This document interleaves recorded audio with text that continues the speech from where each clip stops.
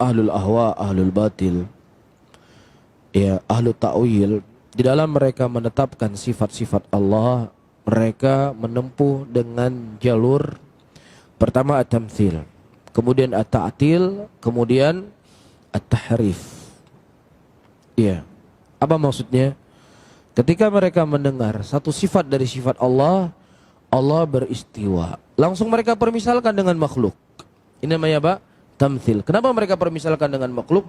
Kalau Allah itu bertempat, berarti Allah itu butuh kepada tempat. Berarti yang ditempati lebih besar dari Allah. Kan itu yang mereka pahami. Tamtsil enggak ini? Tamtsil dengan makhluk. Setelah mereka tamtsil, kemudian mereka ta'til. Oh, enggak mungkin Allah itu butuhkan tempat. Enggak mungkin tempat itu lebih besar dari Allah. Berarti apa? Bukan istiwa, ditaktil. Nah, bagaimana dalam Al-Quran Allah sebutkan istiwa? Maksudnya dengan ditahrif, menguasai. Paham? Jadi dulunya tamtsil dulu, kemudian ta'til, kemudian tahrif. Paham di sini? Adapun Ahlus Sunnah, ya, di dalam menetapkan sifat Allah, tatsbit, kemudian tanzih. Apa itu tatsbit? Apa yang datang dari Allah? Allah mengkhabarkan Allah beristiwa di atas arsy. Tatsbit, nutsbituhu, kita tetapkan Allah beristiwa di atas arsy. Kemudian apa? Tanzih, disucikan. Istiwanya Allah beda dengan istiwanya makhluk. Bisa difahami? Ini thariqahnya. Nah, dari apa sisi yang keterkaitan dari soal? Iya. Allah Subhanahu wa taala ketika beristiwa di atas arasy-Nya, kita katakan Allah enggak butuh kepada tempat. Allah enggak butuh kepada tempat. Wahai manusia, sesungguhnya kalian semua itu fakir kepada Allah. Kalian semua butuh sama Allah. Enggak ada makhluk yang tidak butuh kepada Allah. Walaupun malaikat Jibril diutus oleh Allah untuk menyampaikan wahyu, beliau juga butuh kepada Allah. Begitu juga malaikat yang menurunkan hujan, walaupun ditugaskan oleh Allah untuk menurunkan hujan, Allah nggak butuh sama dia untuk menurunkan hujan, tapi dia yang butuh kepada Allah Subhanahu wa taala. Bisa difahami? Nah, ketika kita mengatakan Allah tidak butuh kepada arasy-Nya, kira-kira perlu nggak ditanya di mana Allah sebelum diciptakan arasy? Perlu nggak ditanya? Nggak perlu ditanya karena Allah nggak butuh. Beda sama kita manusia, kita ketika kita tinggal di sebuah rumah, kita butuh dengan rumah. Rumah itu lebih besar dari kita. Nah, misalnya kamu sebelum tinggal di Banda Aceh, di mana kamu tinggal? Oh, saya tinggal di sana di Langsa. Oh, saya tinggal di sana di Medan. Oh, saya tinggal di Loksmawe. Kenapa harus kita tanya? Karena dia butuh sama rumah. Boleh kita tanya. Lah, Allah nggak butuh sama arasy, ngapain ente tanya di mana arasy? Di mana Allah sebelum Allah ciptakan arasy? Karena Allah nggak butuh sama itu semuanya. Kecuali kita katakan Allah butuh kali sama arasy. Boleh ente tanya di mana Allah sebelum diciptakan arasy. Masalahnya Allah nggak butuh sama arasy. Ketika Allah nggak butuh sama arasy, ya nggak perlu ditanya di mana arasy. Bisa difahami? Sebagaimana nggak perlu kita tanya, ya kenapa, untuk apa Allah utus Jibril untuk menurunkan wahyu? Kenapa nggak disampaikan sendiri sama Allah? Apakah Allah butuh kepada malaikat Jibril? Allah nggak butuh sama malaikat Jibril. Allah menugaskan malaikat-malaikat penjaga surga, malaikat-malaikat penjaga neraka. Apakah maknanya Allah butuh kepada mereka? Nggak butuh. Allah bisa mengatur alam semesta ini semuanya. Tanpa malaikat Jibril Allah bisa mengutus Rasul. Tanpa malaikat menurunkan hujan, Allah bisa menurunkan hujan.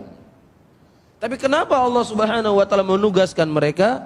La yus'alu amma yaf'alu wa hum yus'alun. Tidak ditanya Allah apa yang Allah lakukan. Karena Allah itu zat yang maha sempurna. Allah itu fa'alu lima yurid. Allah itu melakukan apa yang Allah inginkan. Wahum yus'alun, tapi mereka lah yang ditanya, kita yang ditanya, karena kita manusia yang berkurang, manusia yang punya nafsu, manusia yang punya syahwat, manusia yang punya kejahilan, kita yang ditanya, kenapa ente begini? Kenapa ente begini? Kenapa kamu begini? Paham di sini? Adapun Allah, la yus'alu amma yaf'alu, tidak ditanya apa yang dilakukan oleh Allah. Karena Allah itu zat yang maha sempurna, fa'alul lima yurid. Bisa difahami ya? Sebagaimana juga orang bertanya, lah kalau seandainya Allah Subhanahu wa taala turun ke sepertiga dunia, ya, nanti di Amerika ini malam, nanti di sini siang, nanti Allah turun-turun terus. Hei, ente pikir Allah itu sebesar pesawat apa? Hah? Antara langit pertama, antara bumi dengan langit pertama diibaratkan dalam hadis seperti sebiji kelereng. Ya. Kelereng itu adalah bumi padang pasir yang begitu luas, itu langit pertama. Antara langit pertama dengan langit kedua demikian, langit ketiga dengan langit keempat demikian, langit keempat ke langit kelima demikian. Iya, dan seterusnya, dan di atasnya adalah arasnya Allah Subhanahu wa taala yang meliputi seluruh apa yang ada di langit dan di bumi, dan Allah di atas aras. Perlu nggak ente tanya? Di sini kan malam, nanti di sana siang. Kenapa mereka bertanya dengan pertanyaan seperti ini? Karena dia khayalkan Allah itu seperti makhluk, ditamsil dulu. Bisa difahami? Inilah kesalahan mereka. Satu kesalahan melahirkan kesalahan-kesalahan yang banyak. Satu kesesatan memunculkan kesesatan yang lebih besar daripada itu. Bisa difahami? Adapun kita mengatakan apa? Allah itu adalah zat yang maha sempurna. Ya, dan terkadang akal kita tidak sampai untuk memahaminya. Jangankan kita mau memahami daripada zatnya Allah Subhanahu wa taala, ruh yang ada di badan kita sering saya ingatkan. Allah katakan dalam Al-Qur'an, yas'alunaka 'anir ruh. Ditanya kepada engkau tentang ruh, dan katakanlah ruh itu merupakan perkara yang Allah hanya memberikan sedikit saja dari ilmu. Ada yang tahu nggak manusia hari ini? Manusia bisa ronsen badan orang, bisa tahu semuanya dia. Ini begini, masuk ini begini, uratnya begini, darahnya jalan begini. Tahu nggak ruh itu tempatnya di mana? Di lutut, di hidung, di jempol, di hati, di kepala. Di mana ruh? Ada nggak ruh itu? Ada. Di mana tempatnya? Warnanya apa? Baunya gimana? Beratnya berapa? Ada yang tahu?